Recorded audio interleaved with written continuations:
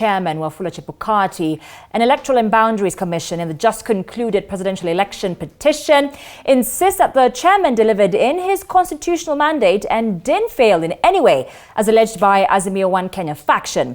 Led by Senior Counsel Professor Githu Muigai, in responding to the critical questions raised by the seven-bench judge on the conduct of the chairman and commission, the results transmission among others, the advocates insist that the August 9th polls were free and fair. In their last day of submissions on election petition seeking to annul the presidential results as petitioned by Azimio candidate Raila Odinga and running mate Martha Karua, the IEBC advocates and those representing IEBC Chairman Wafula Chebukati insist that he acted as per the constitution and didn't fail in his mandate. Answering the questions raised by the seven-judge bench, the advocates braved the question by Justice Isaac Lanaola on why Chebukati decided to announce the results on 15th and not 16th August when the chaos at the Bomas of Kenya could have been quelled. In their response, the lawyers say Chebukati had to make the decision to end his tribulations of fearing for his life after some of election officials were abducted. Upon the chairperson of the commission to declare the result.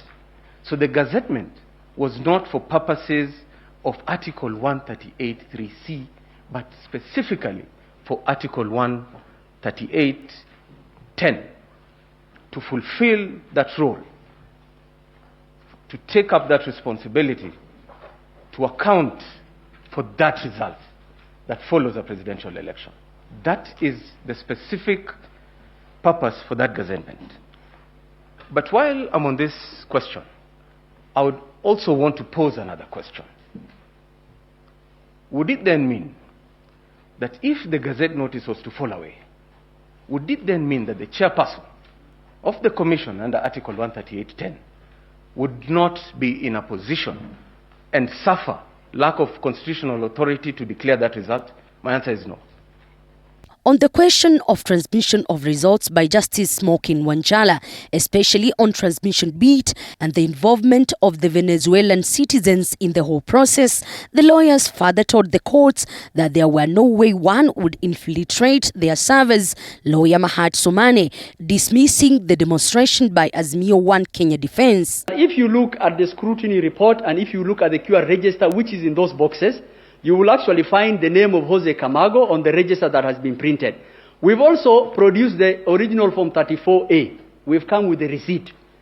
And we're being told that you cannot produce your original 34A, that Jose Camargo was interfering. And in fact, if you look at the numbers on the original 34A, it's the same as what the picture of the overlay was taken.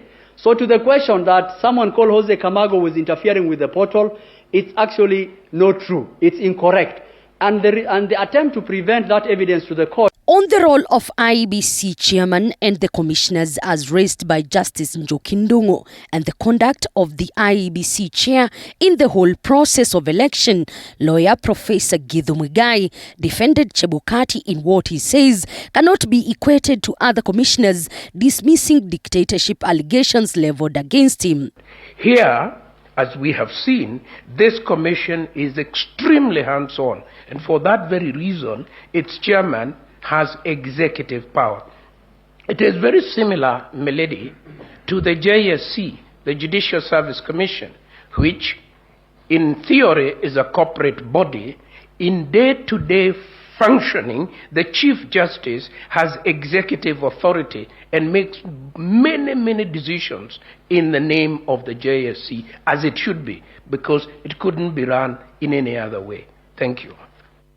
The seven-judge bench is expected to deliver their ruling on Monday next week after retreating for 2 days. Elizabeth Mutuku, TV 47 Nairobi.